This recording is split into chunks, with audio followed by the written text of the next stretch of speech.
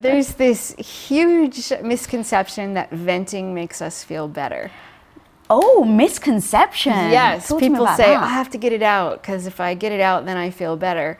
But almost every research study will show that commiserating, complaining keeps you stuck because you're not thinking about happier things. You're just thinking about all the awful, horrible things that are going on, and it keeps you stuck in a state of misery. I'm Lisa Bilyeu, and I went from housewife to co-founder of the billion-dollar company Quest Nutrition, and now president of Impact Theory. Our mission with this show is to empower you and all women to recognize that you really can become the hero of your own life. Welcome to Women of Impact. Today's Women of Impact thought she had life all figured out. She graduated from college, landed her dream job as a psychotherapist, got married, bought a house. She had a jump start on success. What could go wrong? I mean, she had everything but the white picket fence. Until that one fateful day when the phone rang at this little house on the prairie. Her sister was calling to tell her her mum was unresponsive, and within 24 hours, due to a brain aneurysm, she was gone. Then 3 years to the day, she got another call. It was her friend inviting her and her husband to a basketball game. Coincidentally, it was being held at the very place where she'd last seen her mother. And she hadn't gone back since. So maybe this was the best way to honour her memory. Well, it was, and she was thankful she went. But shortly after her and her husband returned home, he said he didn't feel well, and after collapsing, he was rushed to the ER. At the age of 26, he had a heart attack and died. Now a widow, she clung to the hope that things would one day get better. And they did. Meeting, falling in love, and marrying again was like starting a new chapter in her life. Until the wolf huffed and puffed and blew her house down again. Her father-in-law was diagnosed with terminal cancer and soon after passed away. Why? Why her? All her knowledge from her profession couldn't console her. Why were bad things always happening to her? But she realized that drowning herself in self-pity was draining her strength when she needed it the most. So she wrote a letter to herself with all the things that could keep her stuck during her time of misery. And when she was done, she had a list of 13 things mentally strong people don't do. She read that list over and over and over again, and through reps and heavy lifting new habits, her mental strength eventually flexed bigger than Arnold Schwarzenegger's bicep. She then decided to post the list online. If she found the list helpful, then maybe others would too.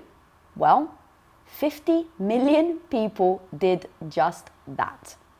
Now, a mental strength trainer, prominent psychotherapist, licensed clinical social worker, and speaker whose TEDx talk, The Secret of Becoming Mentally Strong, became one of the most top 25 TEDx talks of all time, with close to 11 million views, as well as the author of 3 smash hit books, including the international bestseller 13 Things Mentally Strong Women Don't Do, a step-by-step guide to owning your power, channeling your confidence, and finding your authentic voice for a life of meaning and joy. So guys, please help me in welcoming the woman whose articles are featured literally everywhere, from Oprah.com to Cosmo, Forbes, Inc., and Time magazine, attracting over 2 million readers every single month. The woman The Guardian dubbed the self-help guru of the moment, the mentally strong Amy Morin. Thank you so much. Oh, girl, welcome to the show. I'm honored to be here. Your story is incredible, and what you, the takeaway messages that you have then learned and taught other people is so incredible. And so where I would like to start is in the moment where you've just heard about your father-in-law. Yeah. It's been knock after knock after knock. If anyone could have self-pity and wallow in their own sorrow, it was you. No one would ever judge you for it, right? You almost had every quote-unquote right to do that because of everything that's happened. But in that moment is when you came to the most clarity. Talk to me about that, how that came about, and then we can dive into the actual tips. Okay. Yeah, I remember in those moments just thinking, this isn't fair. I've grieved for so many years. Life was finally starting to feel good again. Why me? And I had those moments of, if only I could dig in my heels and make this not happen. But as a therapist, I learned that self-pity isn't helpful. I've been studying people in my therapy office for years to try to figure out how come some people go through tough times and they come out on the other side stronger, and how come some people go through tough times and they feel like they just got stuck, like life was never good again. And as I watched these people, I realized it wasn't always about what they did. Sometimes it was more about what people didn't do. which is why number one on my list was that mentally strong people don't feel sorry for themselves. And in that moment, I came to that point of thinking, okay, my father-in-law has maybe a couple months, probably more like a couple weeks left on earth. How do I want to spend it? Do I want to sit around feeling sorry for myself, or do I want to figure out how do I make the most of the time that he has? Because I knew if I just felt sorry for myself, I'd regret it later on. I wanted to make sure that if I was going to spend time with him, I was going to be present with him in the moment. And I wanted to be present with my family, not just sitting around thinking this is horrible, awful, and unfair.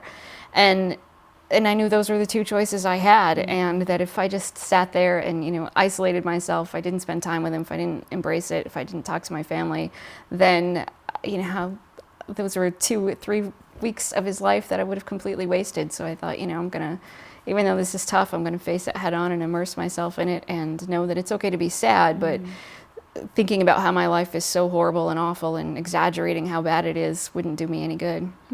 I actually totally get that while he's alive, like make the most of it. But I think where a lot of people then fall is after. Right. Is now everything is like the reality has hit you, right? They are no longer around. So what allowed you to then not feel the pity party after he passed? So it was a matter of knowing, okay, grief is the process by which we heal. You have to go through the pain. You have to allow yourself to be sad. You have to let yourself be angry, go through all of those emotions. But that self-pity is different. That's when you start to think, my life will never be good again. There's nothing I can do to make this better. And it lends itself to learned helplessness, and you won't actually do anything to make your life better. So I knew on an intellectual level that that's not helpful. I saw it all the time from people in my therapy office. And so that helped, just knowing it. But of course, knowing something and doing it is different. So it was about catching myself when I was in those moods, or when I was having a bad day, to just remind myself, I have a couple of options. I can be grateful for what I've had at the same time as I'm sad, and I can choose to honor his memory. I can choose to do things that are helpful, or I can just sit around and think about how awful my life is and not do anything. So just knowing that I had options and choices, and it was up to me to say, how do I feel sad without getting stuck in a place of self-pity, and taking action, sometimes even when I didn't feel like it, to pull myself out of that was really important. All right, so let's go down that rabbit hole. So how do you avoid feeling self-pity but allowing sadness? Like, where is there a fine line, and where do you see people kind of stumble into going from sad to self-pity? Because I think it can also be an evolution. Right. Right? It's like you feel so sad so long that now you've morphed into self-pity. Right. So, when you're sad, you still have hope that things could get better later in life. When you are stuck in self-pity, you're thinking this life will never get any better. Or you start to think, nobody can help me. I'm beyond help. I can't help myself. There's nothing I can do. Sadness is about knowing, okay, I'm sad, but I can stand it. I can tolerate being sad. It's uncomfortable, but it's not the end of the world. And when you know that, and okay, someday life could get better, you can picture a better life. You can think about, all right, when I'm feeling better, I'm going to do these certain things. You can imagine a life that still has some hope in it. Then all right, this is sadness. But self-pity is when you start to just imagine a bleak, grim future. There's nothing you can do about it, and nobody can help pull you out of it. Wow, so it really is the hope factor. Yes, hope is a big part of it. That's interesting. All right, so now take me through the 13 things that you wrote down at the time. That, like I said in the intro, 50 million people ended up reading it and counting. So talk me through those. Which ones are the ones that you feel have been the most impactful?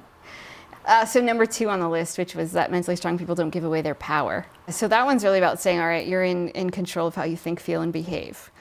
So often just our language that we use, where we say somebody makes me feel bad about myself, or somebody drives me crazy. I love that one. And when you start to throw those around, you think, well, then you're giving somebody power over how you feel. Or when you say somebody ruined my day, you give them power over what kind of day you're going to have. Taking back your power is really about saying, no, it's up to me to decide if I want to, how I'm going to think about myself, how I'm going to see the world, how I'm going to feel about myself, what kind of mood I'm going to be in, how I'm going to spend my time, who I'm going to spend it with. And for a lot of people, just changing their language makes a big difference. When you say, I have to do something, you're implying somebody's forcing you to do it. Just knowing, no, it's up to me. I'm choosing to do this today can really make a big difference in your attitude. And you see that has that knock-on effect on how then people act in accordance to it. Right. You walk around looking like a victim because somebody's making you feel bad about yourself, your boss is making you go to work? Or is it about saying, no, gosh, this is my life. I get to create the kind of life I want to live, and here are the things I want to do. And so often we put so much energy into trying to control things that we can't. Like, oh, I wish this person would behave better, or I wish this person would change, or I wish my circumstances were different. And just knowing, well, you can't control a lot of those things in life. What can you control? Well, yourself. You can control how you respond to people, but you can't control how they act. Or you can control how you perceive circumstances, but you can't necessarily stop every bad thing from happening. Yeah, that's true. So how do you first acknowledge that you've learned the helplessness? Because if that's just almost like a matter of fact of how you are, how do you recognize it, and then how do you unwind that to then take the control of the things that you can actually control? Yeah, so when you get stuck in that, it's hard to see. All of us get into Right. patterns in life, and we think this is a fact, this is the way the world is. So it boils down to knowing that just because you think something doesn't make it true, and you have to challenge your thoughts. And so what we do in therapy is often a behavioral experiment. So when somebody comes to a conclusion, such as I'm beyond help, or people don't like me, I'm socially awkward, or I'm too shy to give a speech, then you say, well, let's challenge that. How do you know if it's true? You won't unless you go out there and do it. And when you go out there and you try something, then you can often say, okay, well, just because I thought that was true, and maybe it's a belief you held on your whole life, you go out there and act the opposite. Say, I'm going to act confident even though I don't feel confident. I'm going to try to do something I think I can't do. And after a while, your brain sees, oh, maybe you are more competent and capable than I gave you credit for. And you can literally train your brain to start to see yourself differently. But in order to do that, you have to kind of, I think, embrace some vulnerability. Yes. And I love that you talk about vulnerability is seen as a weakness. But it shouldn't be. Like, that's actually can be a superpower. How do you allow yourself to become vulnerable in order to then do exactly what you just said? So it's really, I guess, boils down to knowing that you can tolerate being uncomfortable. Right. I think a lot of problems in life come from our fear of thinking, I can't handle that. I can't handle being embarrassed. I can't handle being rejected. I can't handle it if somebody doesn't like me. And so it's about facing your fears one small step at a time and knowing that those things are uncomfortable, but they won't kill you. You can put yourself out there. You can tolerate a little bit of distress, develop the skills that you need to handle it, and then you can put yourself in an even more uncomfortable situation down the road, and you just take small steps. Right. But what about people who have, let's say, tried that and they put themselves out there and they showed some vulnerability and they weren't met with a positive experience, and so now they almost retreat more and more? How do you unwind that? So then it's about knowing, well, what went wrong, and is there something you could do differently? So sometimes people in my therapy office will say, I had a woman who came in, for example, and she was abused as a child. So she thought, okay, every time I go on a date with a man, I'll just come right out from the beginning and I'll tell him about my horrific childhood. And that will be the test. If he still likes me, then I'll know that he's good enough for a second date. And she came in and she said, you know, all of these men just can't handle this information, so I'm flawed. And it sort of reinforced her belief that she was unlovable, nobody would ever love her. We had to have a conversation about it. Well, you know, when you meet somebody and within 5 minutes you dive into your horrific childhood, you're repelling them. That you need to make sure that you build a trusting relationship first, and then you can talk about that kind of stuff. And so for a lot of people, when it comes to vulnerability, it's not really about being vulnerable. Sometimes it's more about a shield of armor of how do I protect myself. I'm going to tell you all the bad stuff about me just to see if you still like me. And then they end up ultimately making their biggest fears come true because they repel people. So sometimes it's about taking a step back and saying, is there something I could be doing differently? Am I being vulnerable in circumstances that aren't helpful? Am I being vulnerable toward the wrong people? Do I need to develop a better, healthier relationship first? Or, you know, maybe we see sometimes people announcing things on social media that maybe are better left a little bit more private. Interesting. So talk to me about that. Like, where do you see that line where it's like, okay, now it should be kept secret or private versus being open and sharing your vulnerability? Where's that line? So, you know, I think there's a big difference between secrecy and privacy. Okay. And it's okay to be a private person, but what's not helpful is when we have secrets, when we feel like we can't share something because we think, you know, there's something wrong with me, something flawed with me, that we sort of keep it shrouded under all this shame, and we walk around hoping that nobody ever finds out these certain things about us. But then knowing, okay, privacy is about having a choice, knowing I could tell people, but I'm choosing to either protect them, protect myself. I'm doing this in a healthy way. because I feel like sharing this information right now wouldn't be helpful in some way, shape, or form. But knowing that you could do it if you wanted to, versus secrecy is really about thinking, I can't ever let anybody know this because they won't like me or because it would ruin everything. It's really about that attitude that you have. That's such a great definition. Yeah, I never thought of it like that. One thing that I find that, at least for myself, I definitely had when I was younger was just doubt, self-doubt. Do you find that that's more common in females?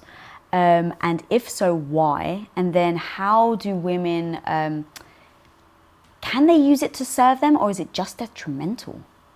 Yeah, so definitely we see it more in women. When it comes to confidence, self-doubt, women experience more of it. And, you know, when I wrote the book for women, I had so many people asking, why would you write a book for women? Don't men and women build mental strength the same way? To which the answer is yes. However, women have different experiences. And I think one of the studies that sums it up best is when we ask little girls and little boys at age 5 to pick out a picture of somebody that they think is brilliant. And they have all of these pictures of professional-looking men and professional-looking women. Almost all the little boys point to men, that person's brilliant. Almost all the little girls point to pictures of women and say, that woman is brilliant. Well, then they ask the kids at age 7, point to somebody who's brilliant. And almost all the little boys and all the little girls point to men. From just 2 years difference? Yes. Whoa. And so then you think, well, what happens between the ages of 5 and 7? Well, that's when kids go to school, right? And so who are we showing them pictures of when we talk about famous scientists and politicians and historical figures? It's almost all men. And so then you think, well, what kind of impact does that have on little girls as we're growing up? And we're told you can be anything you want, but by the way, there's never been a female president. Or by the way, here are all these astronauts, and then they just happen to be men. And so I think there's so many subtle messages like that we grow up thinking about, knowing about, and that we're taught. And so it affects us. How do we see ourselves? Well, we're told we're not as good in math, or we're not as capable in science. And we're given that message in lots of subtle little ways, but I think it really sinks in and we start to have more doubt about ourselves. There's so much pressure on our appearance and the way that we look, that men don't have that same pressure on them. And all of these cultural things that we experience, I think, creates this a culture of self-doubt within ourselves. Yeah, right now I'm really kind of diving into imprinting at a young age and how impactful it is. And I heard you say about how blame, where as a young girl, or young girls get told that it's basically your fault, and young boys get told that it's other people's fault. And a perfect example is when you say, oh, don't make him angry. Yes. So talk to me through that. Yeah, just again, it goes back to the language that we use, and that will often be what little girls are told. Don't make your brother angry, don't upset your brother, versus what we tell boys about, you know, that it's okay to express their anger. We tell girls it's okay to cry, but then as an adult, if you're 30 years old and you cry at work, we tend to apologize because crying isn't okay. All of these bizarre messages. So when we look at self-blame, toxic self-blame, women are much more likely to blame themselves about things that aren't even our fault. And then when they've looked at studies, it's no secret that women apologize more than men. So we say, well, why is that? Why do women always say, oh, I'm sorry, even if, you know, I'm sorry I'm late, I'm sorry about that email, I didn't reply to you on time. Why are women more apologetic? Well, one reason is when they took a look at different social experiments, they found out that when men and women commit the same offense, women find it to be horrific, and men are thinking, oh, it's not a big deal, so they feel like they don't need to apologize. So somewhere along the lines, as women, we think any sort of social blunder, or anytime somebody's upset, that somehow it must be our fault, and we become apologetic. And then there's all of these negative results that come from blaming ourselves too much. So how would you deal in that situation where, let's say, someone has noticed that and they're like, I just apologize all the time, I think it's actually detrimental to the way that I think. How do you stop saying it? Because then it almost, like, at least for me, because I have tried to get to that point where I stop apologizing, but like the guilt, like inside me is like, I just start feeling guilty about, like, I actually want to apologize, but should I be apologizing? And then the guilt just builds up and builds up. So yeah, talk to me about that and the guilt element of it. Right. So I think one thing is to remember that just because you feel guilty doesn't mean that you did anything wrong. Ooh, okay. Because as women, I think we're taught if you feel guilty, it must mean that you've messed up and you have to apologize, you have to make amends, you have to make things right. But the truth is, guilt is just a normal emotion, and it's often irrational and comes out of lots of other things, not necessarily the fact that you did something horrible. So part of it is just sitting with the guilt and knowing that you can stand it and that it doesn't mean you did anything wrong. And if you want to change how you feel, it's about changing how you think and how you behave. So maybe you just need to evaluate some of your thoughts. Are you beating yourself up? Are you thinking this person is going to be so angry with me, I've ruined the relationship? Then you take a step back and think, is that true? Did I actually ruin the relationship because I was 2 minutes later because I didn't reply to that email? Sometimes we predict terrible things are going to happen. If I don't answer every email that comes in my inbox, then people are going to think I'm a mean person. Whatever it is, it's about changing that script in your head and knowing that you can handle feeling a little bit of guilt. And just because you do feel guilty doesn't mean that you need to take immediate action to try to rectify it. Yeah, that's true. I want to go back at just something that you said earlier about control. Subject I'm personally just fascinated over is that line between what you can control and what you can't control. So I find the word control or everything's my fault, I find it very empowering. And I actually realized, look, everything isn't in my control, and no, everything isn't my fault. But by telling myself that, it doesn't empower me as much as it does saying the opposite. But some people find that trigger words to then retreat. To you, does that just come down to language that people should be using? Or is there a clear difference to you about what is and isn't people's faults and what they can and can't control? Right. So a lot of people that come into my therapy office, they'll be so worried about something that they can't control. Like, oh, having this family barbecue on Saturday and it's supposed to rain. And so they spend their whole week checking the weather, thinking that somehow, if they can just keep checking the weather, that's going to be helpful. So then our objective becomes, okay, you can't control whether or not it's going to rain, but we can control what you do. What's a plan B? How else might you handle this? Or they think, it's completely up to them. If people come to my house and we're not able to do what we had planned for an outdoor activity, then nobody's going to have any fun. Well, you can't control whether other people enjoy themselves, but you could control what sort of a party that you throw. Don't put your energy into things that you worry about just because it might happen. Put your energy into how you'll handle it if it does happen. That's a really nice framing. I like that, especially I think as the holidays come up, like you were saying, like certain, if it's like your mother-in-law or certain situations you're going to be around people that you may not gel with. Right. Handling those in those types of situations, like what's your plan? What's your plan B? We do a lot of if-then planning. So talk to me about that. I love that. If this happens, then what am I going to do about it? And something that we often use in public speaking, because people will say, well, what if I get up there and I get so nervous I don't remember what I'm going to say? Let's have a plan for that. If I get up there and I get really nervous, then maybe I'll take some deep breaths. Maybe I'll check my notes. Maybe I will think about something positive for a few seconds, or I'll excuse myself for a minute to collect my thoughts. Whatever it is, as long as you have a plan, things seem so much easier in life. Otherwise, we spend so much time and effort just dreading, oh, what if this happens? What if that happens? Well, finish the question. Say, if that happens, then here's what I'm going to do. Once you know you have a plan to deal with an uncomfortable emotion or a challenge that you're likely to face, then it becomes much easier to just dive in and move forward. Yeah. You had a post, which I love, how to avoid toxic people or relationships. And I wrote a couple of things that I really love. Resist, of the tips that you had given, these were the ones that really struck me. You put resist complaining. How do you resist complaining? Because your instinct is to complain. Right. We spend so much energy and time, most of us, complaining about things that are out of our control, but also then complaining to people who can't fix it. And there's this huge misconception that venting makes us feel better.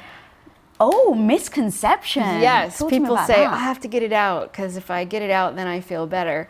But almost every research study will show that commiserating, complaining keeps you stuck because you're not thinking about happier things. You're just thinking about all the awful, horrible things that are going on, and it keeps you stuck in a state of misery. And, there's one thing about emotional processing. If you have a friend and you call your friend and say, hey, I'm dealing with this issue with my mother-in-law or with my coworker, and you're trying to develop a solution or at least come up with strategies. How am I going to cope with this? I have to go to work tomorrow and I work with this person. What can I do about it? That can be helpful. But just complaining for the sake of complaining isn't. It's not about getting it out or about venting and releasing pressure. It's not like you're stuffing all your emotions if you don't talk about it. It's about saying, how am I going to spend my time and my energy? Let's spend it on something more positive. Instead of calling your friend to complain about all the bad stuff that happened today and then getting in this conversation that's ruminating about awful stuff, let's talk about something pleasant and see what happens to your mood. Where's that fine line then about doing that or just sidelining the problem and not addressing it? So, if you have a toxic person in your life and you find yourself wanting to complain about them all the time, it's probably a good sign that you need to do something different, right? You need to set some boundaries, whether that's a physical boundary where you're going to say, I'm not going to allow this person to call me and monopolize my time. I'm not going to allow this person to say certain things to me anymore. I'm going to speak up. Or I'm going to protect myself somehow. So it's really about knowing, okay, who's this person I want to complain about and what does that mean I need to do differently in my life, and how can I set some boundaries around me so that I don't feel so angry and resentful about what I think this person's taking from me. I think in most cases, having a conversation with somebody, you want to know, why am I complaining to people?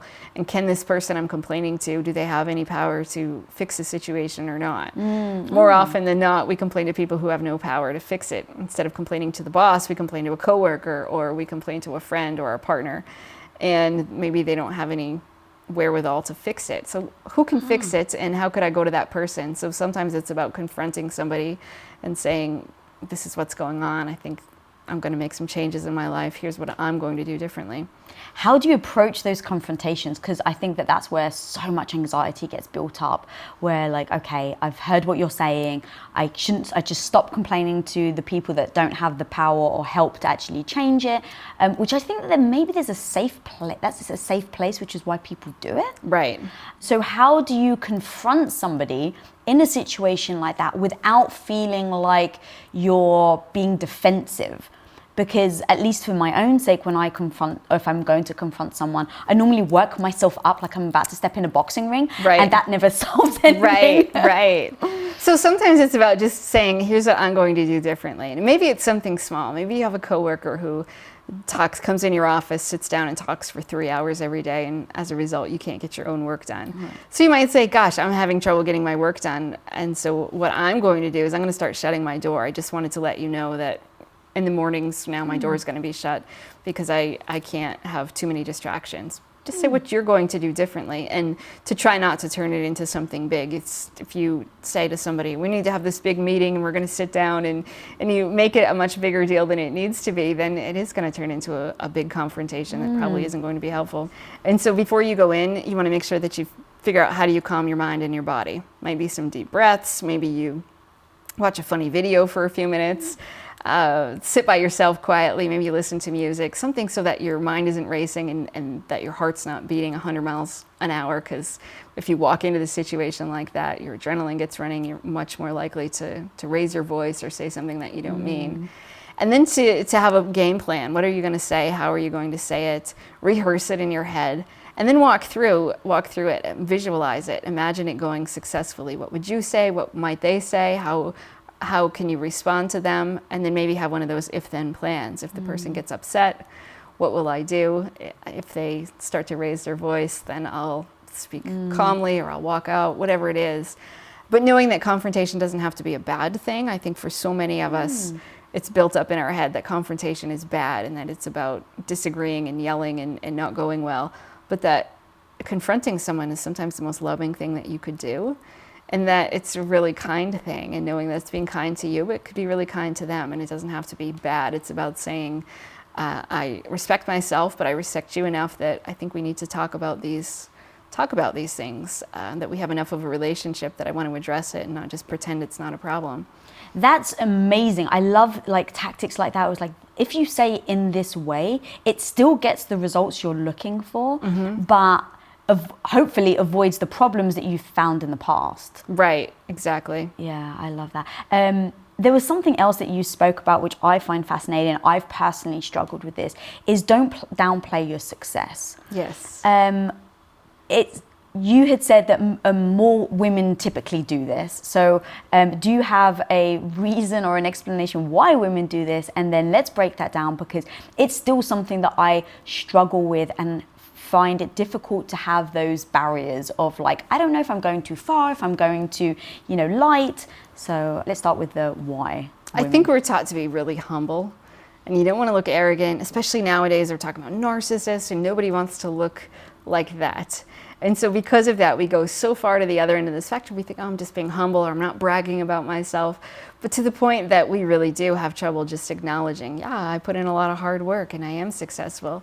And you can see it in compliments. When men get compliments, they're much more likely to say thank you. When a woman gets a compliment, they're much more likely to say, no, you're amazing. And we give somebody else a compliment. Or we say, no, it wasn't a big deal. We minimize it and really try to pretend like it's not something huge. Or, we just downplay it to the extent that it's almost like we insult the person giving us a compliment. We say, no, it wasn't a big deal.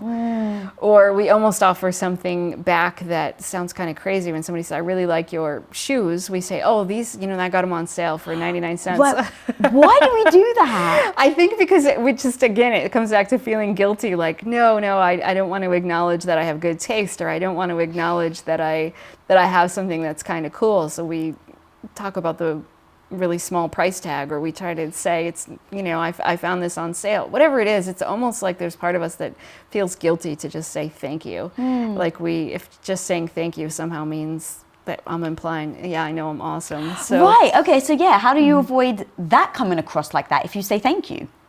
So I think it's okay sometimes to just say thank you. When somebody says, I really like what you said today in that meeting, you just say, oh, thank you for noticing.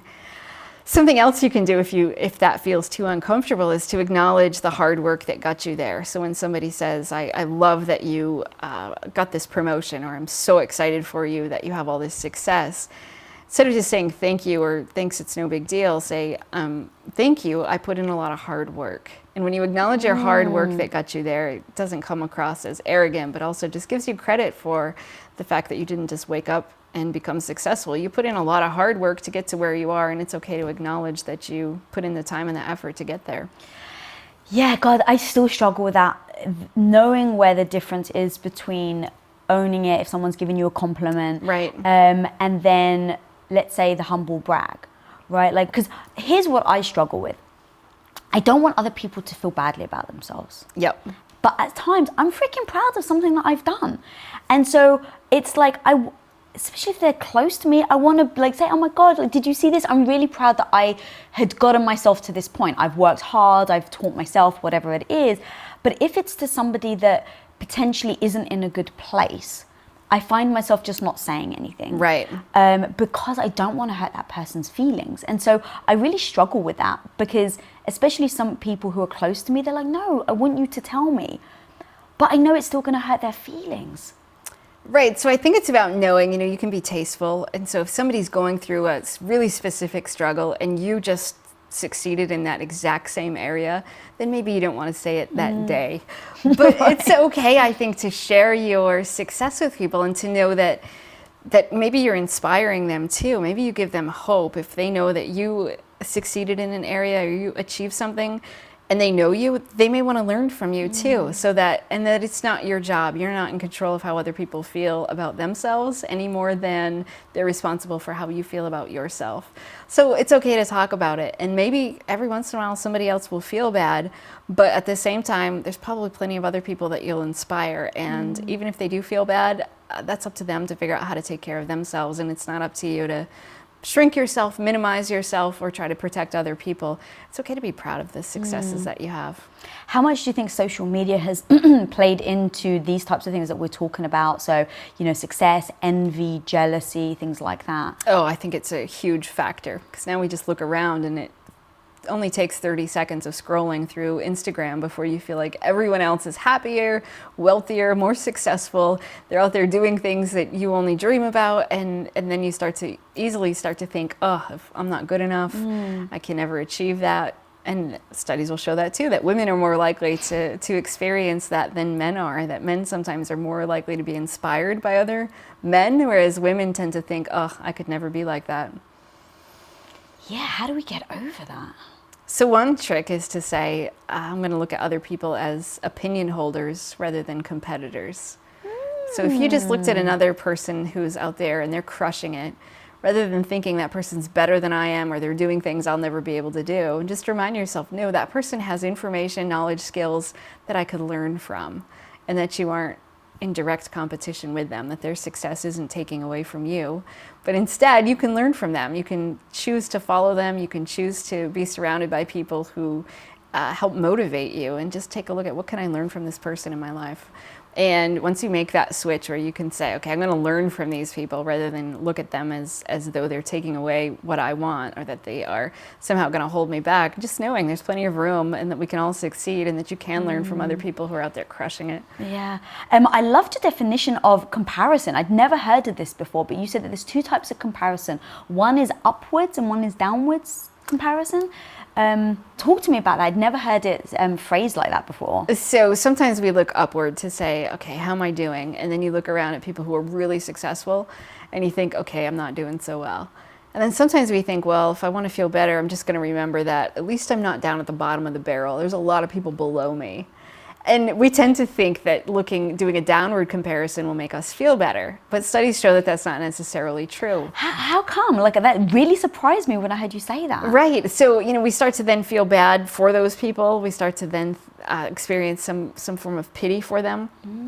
Something that maybe somebody's parents did, your parents feed you dinner and you don't want to eat it all. They're like, well, just remember there's starving children all across the world and that would love to eat your food.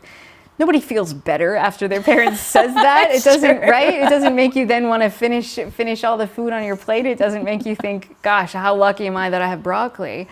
So I think to keep that in mind, that even now when we start to think, well, at least I'm not as bad as those people, or I don't have it, I'm not struggling as much, that probably isn't helpful either. We're not in competition with people above us or below us, that we're just running our own race, and to resist that urge sometimes to try to temporarily give yourself a boost by doing a downward comparison. Doesn't it help give context though? Like, I'm fascinated by this because I've been suffering from a lot of health issues for like 4 years. And, very initially it was, why me? Like, I feel sorry for myself, you don't understand. And then when I started to frame things of like, yeah, but Lisa, you don't have Crohn's disease. But Lisa, you don't have cancer. Like, all these things that other people are suffering from, it almost allowed me at least to put things into perspective. So I actually found it rather helpful, but at the same time, I actually hear what you're saying about downplaying it. So do you see that there's a fine line, or do you think that that's just down to an individual on the fact that like, hey, if it works for you, then do it? Or do you think like it's still a dangerous thing? I think for everybody, knowing what works for you specifically, I don't think there's a one size fits all in anything. I think it's about experimenting and figuring out which things work best for you. And I hear what you're saying about saying, at least I don't have this, or at least I don't have that. And I think that that's helpful for a lot of us, of saying, okay, well, at least I don't have this specific problem. And I think that's different than looking at specific people, maybe. Oh, interesting. And saying, at least I'm not as bad as that person. Versus just saying, at least I don't have that specific problem. You're right, actually, because as you were saying that, I was thinking, okay, I would pity a certain person, but making it abstract in an essence and saying, at least I don't have cancer, there's nothing to pity someone specific. Right. Is that what you're saying? Right. Oh, that's fascinating. That's really powerful. One thing I love that you said, which I'm like, I'm going to try this. I don't know if it's going to work for me, but schedule time to worry. Yes. I love that so much. It sounds counterintuitive. So if you tend to be a worrywart and you worry 24/7, what the research will show this, it's something I've worked with a lot of people in my therapy office, but to take 15 minutes a day and say, I'm going to schedule my time to worry. So put it on your calendar. Maybe I'm going to worry from 7 to 7:15 every night. When you catch yourself worrying outside of that time, you just say, okay, it's not time to worry. And then when your worrying time comes around, 7 o'clock rolls around, sit down and worry your little heart out for 15 minutes. When your time's up, you remind yourself, okay, time's up, I'm going to get back to business as usual. And research will show after a while that it trains your brain to know, okay, there's time to worry, and I'm going to set aside that time, so I'm going to do it later. And instead of worrying all day long, you can contain it to just 15 minutes. what I find, most people who worry a lot, they tend to think, well, I have to worry about this for a while because I'll either develop a solution or I'll prevent something from happening. And if you told them don't worry at all, that doesn't work. Right, Nobody ever said, oh, okay, I won't worry anymore now that you said that. And that Problem solved. Right, and that their brains want to. And you know, a lot of people tend to think, well, if I worry enough, I'll somehow prevent something bad from happening. Even on an intellectual level, people who know that that's not necessarily true will say, well, 90% of the stuff I worry about doesn't happen, so therefore somehow it's effective. My worrying must prevent it. So they want to worry a little bit, and so you don't want to take that away, but to know, okay, if you schedule time to worry, then it sort of frees up your brain the other 24 hours out of the day outside of those 15 minutes so that you can focus on other stuff and you have more mental energy to devote to more productive things. God, I love that so much. I'm so going to give it a shot and see if it works, because it actually does make sense when you break it down like that. So I want to just touch on some things about parenting, because going back to what I'd said earlier about imprinting, I think it's so important. And God, this is one of those things, one of the, like, number 732 of why I don't have children is the fear that there's so many little things that I fear I would do that would have an imprint on the child in older life. And I'm sure every parent has this worry. But what are like 2 or 3 things that you think parents can adopt immediately to not do? So one big one is to not take responsibility for your kids' emotions. Ooh. And in today's world, I think there's so much pressure on parents to raise happy kids. And we think that means making them happy all the time. And so when kids upset, we tend to be like, oh, calm down. We tell them to calm down, but we don't teach them how to calm themselves down. Or when they're upset, we want to cheer them up. If they're sad or they got cut from the baseball team, we're like, oh, let's go out for ice cream. And we just automatically want them to be happy. But we don't give them the skills that they need to control their own emotions. And studies will show that when they ask college kids, were you ready for college? Like 98% of them say, oh, academically, yeah, I was prepared for life after high school. Yet the vast majority of them said, but guess what? I don't have the skills to deal with anxiety, loneliness, fear.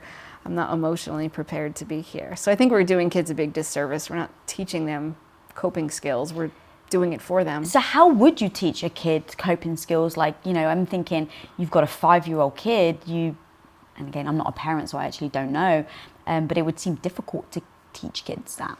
So I think it's about experimenting with kids. Okay, when you're upset, what works? Maybe you have a kid who should go run around the house twice and then they feel better. Or maybe you have a kid, if they sit down and they color when they're sad, that cheers them up. And it's about sort of doing all these experiments to figure out, how do you manage your emotions and get your kids involved in coming up with strategies and ideas and knowing your child's personality. Some kids can play quietly for a few minutes and they feel better. For other kids, they play quietly for a few minutes and they then get sad. Whatever it is, just knowing your child, experimenting with different things and making sure that they know how to do it. I've had parents that create a calm down kit, and it's got a coloring book or crayons or maybe a joke book, something like that helps kids feel better. And so when they're upset, instead of saying calm down, the parents say, why don't you go find something that will help you calm down? The kid goes over to his little shoebox, opens it up, and it's filled with stuff. And then he has some real life coping strategies right there in front of him. And then they grow up knowing, okay, when I'm upset, I have the ability to calm myself down. And as an adult, maybe it's more like a mental toolbox rather than a physical one, but that they have the skills that they need to manage their own emotions. That's genius. And if I was a parent, I would make the box really colorful and happy looking. Right. So it's an exciting thing to go into the box. Exactly. What other thing do you think that parents need to stop doing? Losing sight of their values is another big one. And so we know that there's so much day-to-day hustle and parents are frazzled, and we're working on things like making sure that you get your homework done or that you brought your soccer cleats to practice, that we lose sight of the big picture. So when they asked kids in the classroom, would your parents rather that you be the kindest kid in the class or the smartest kid? Almost every kid says, oh, my parents want me to be the smartest kid in the class.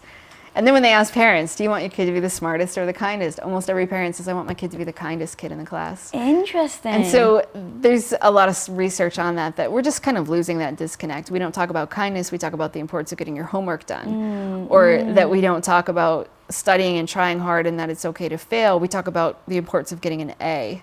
And so then when they looked at how many kids cheat, I mean, the statistics are like the vast majority of kids today have cheated on a test. And then when they ask kids about it, the kids say, well, my parents are more concerned about my grade rather than how I got there. And so we aren't teaching kids, no, it's okay to fail, it's okay to make a mistake, but it's not okay to cheat. Yeah, and I heard you actually talk about grades and how everyone around you, depending on how they performed, has an implication or an effect on how you feel about that grade. Right. If you got a C on a test, but that was the highest grade in the class, maybe you think, oh, I did a good job. If you got a C and you found out everybody else in the class got an A, you're probably going to feel pretty bad about yourself, thinking, how come I am not as good as other people? Right. So just knowing, how do you measure yourself up against other people? And we do that with kids. We want to know, are you the smartest kid? Are you the best? Are you the fastest one? Are you doing it better than everybody else? And when we measure their success against other people, we're not teaching them, how do you become your personal best? Yeah. God, I literally could talk to you for hours, Belle. Your tactics, your message is freaking amazing. What is your superpower? I think facing fears. I'm at the point in my life where I sort of like to be anxious. I feel like, okay, a lot of bad things happened to me and I survived them, so what's one more thing? I love to just face fears and conquer things I didn't think I could do. I love that. And so where can people find you and all the books that you're writing and your articles and everything like that? My website is Amy Morin, LCSW, as in licensed clinical social worker.com. Nice. Guys, I literally am like a giddy child talking to this woman. Like, the stuff that she's been telling us is so powerful. Go back and watch this episode again. Get out a note and a pen and write down everything. It is so powerful. So if you're not following her, if you haven't read her book, go check it out, go pick it up. And if you're not following me, follow me at Lisa Bilyeu. And if you're not subscribed, click that subscribe button. If you find that this episode has brought you value, please do share and tell all your friends about it. And until next time, go be the hero of your own life, guys. Peace out. What up guys, Lisa here. Thanks so much for watching this episode. And if you haven't already subscribed, click that little button right in front of you. Click, click, click away. We release episodes every Wednesday, so be sure to get notified. Till next time, go be the hero of your own life.